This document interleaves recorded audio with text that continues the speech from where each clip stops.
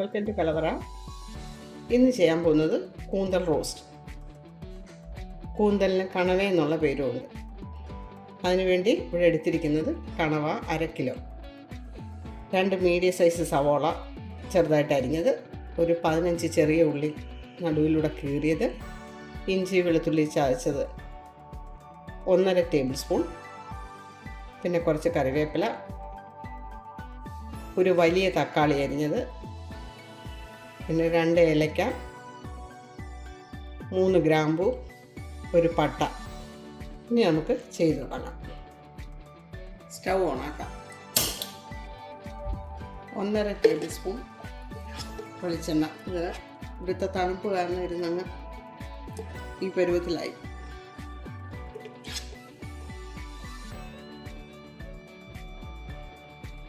ഇത് അലിഞ്ഞ് വരുമ്പോഴത്തേക്കും അത്രയും കാണും. 1.5 ടേബിൾ സ്പൂൺ എന്ന് പറഞ്ഞാൽ നിങ്ങൾക്ക് 2 ടേബിൾ സ്പൂൺ വേണമെങ്കിൽ എടുക്കാം.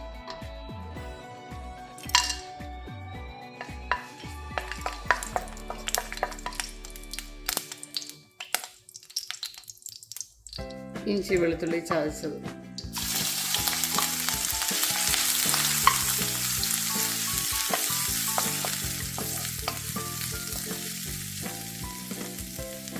ഇഞ്ചി വെളുത്തുള്ളിയുടെ കളർ മാറി തുടങ്ങി. ഇനി ചെറിയ ഉള്ളി. നിങ്ങൾക്കിത് ചെറിയ ഉള്ളി പൊളിക്കാൻ പ്രയാസമുണ്ടെങ്കിൽ അതും കൂടെ വലിയ ഉള്ളി അങ്ങ് എടുത്താൽ മതി. അതുപോലെ തന്നെ തിരിച്ചും വലിയ ഉള്ളി ഉപയോഗിക്കണമെന്നില്ല, ചെറിയ ഉള്ളി ഫുള്ളായിട്ടെടുത്ത് നമുക്ക് ചെയ്യാം. ചെറിയ ഉള്ളി ഉപയോഗിക്കുന്നതാണ് ഗുണവും അതുപോലെ തന്നെ ടേസ്റ്റും.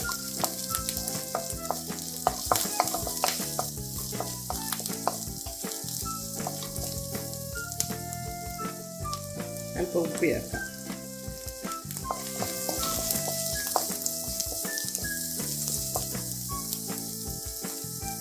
സവോള,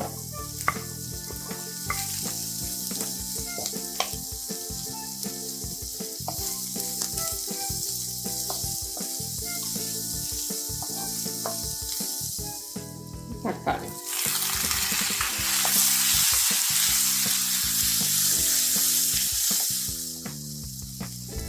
ഇതുപോലെ അങ്ങ് വെന്ത് കുഴയണം. ഇനി ഇതിലേക്ക് പൊടികൾ ചേർക്കാം. 2 ടീസ്പൂൺ കാശ്മീരി മുളക് പൊടി,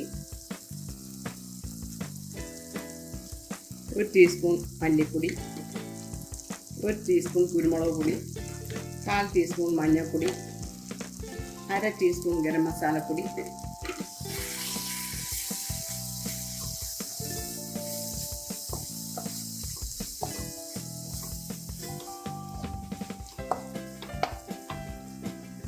ഇനി ഇതിലേക്ക് നമ്മുടെ താരം കണവ,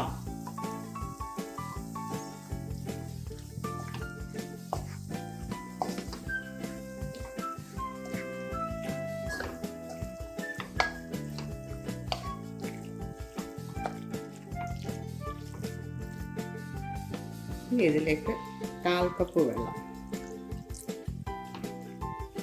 കണവയ്ക്ക് ചൂടാകുമ്പോൾ ഇതിൽ നിന്ന് തന്നെ വെള്ളം ഇറങ്ങിക്കൊള്ളും. പിന്നെ വലിയ വേഗമുള്ളതല്ല കണവ, കക്ക, ഞണ്ട് ഇതൊക്കെ. അടച്ച് വെച്ച് മീഡിയം ഫ്ലെയിമിൽ വേവിക്കാം. ഒരു 2-3 മിനിറ്റ് മതി. അടച്ച് വെച്ചിട്ട് ഇടയ്ക്കൊന്ന് ഇളക്കി കൊടുക്കണേ.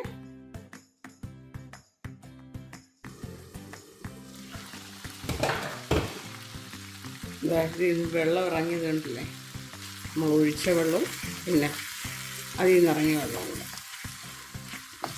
ഇനി ഇതൊന്ന് ഇളക്കി വയ്ക്കണേ. ഇപ്പോൾ 3 മിനിറ്റ് കഴിഞ്ഞു. 3 to 5 മിനിറ്റ്സാണ് എൻ്റെ വേകുന്ന സമയം.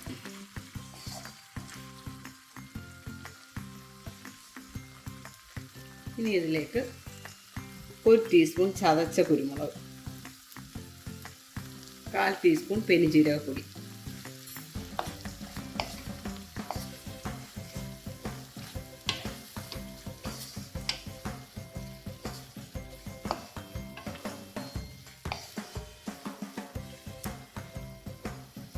നല്ല കുഴഞ്ഞിരിക്കുന്ന പരുവം.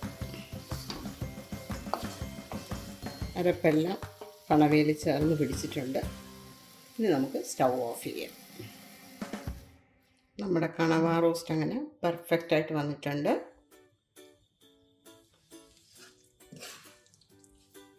നിങ്ങളെല്ലാവരും ഇത് ട്രൈ ചെയ്ത് നോക്കണം. വളരെ പെട്ടെന്ന് ചെയ്യാൻ പറ്റുന്നതാണ്.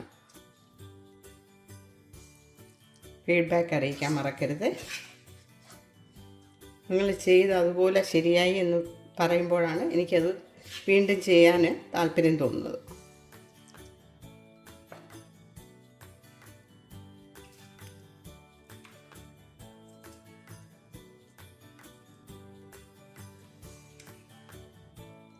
ഈ വീഡിയോ നിങ്ങൾക്ക് ഇഷ്ടപ്പെട്ടു കാണുമെന്ന് വിചാരിക്കുന്നു. ഇതുവരെ സബ്സ്ക്രൈബ് ചെയ്യാത്തവരുണ്ടെങ്കിൽ സബ്സ്ക്രൈബ് ചെയ്യണേ. അതുപോലെ തന്നെ എൻ്റെ പഴയ വീഡിയോസ് നിങ്ങൾ കാണാൻ മറക്കരുത്. Please like, share and subscribe. Thank you.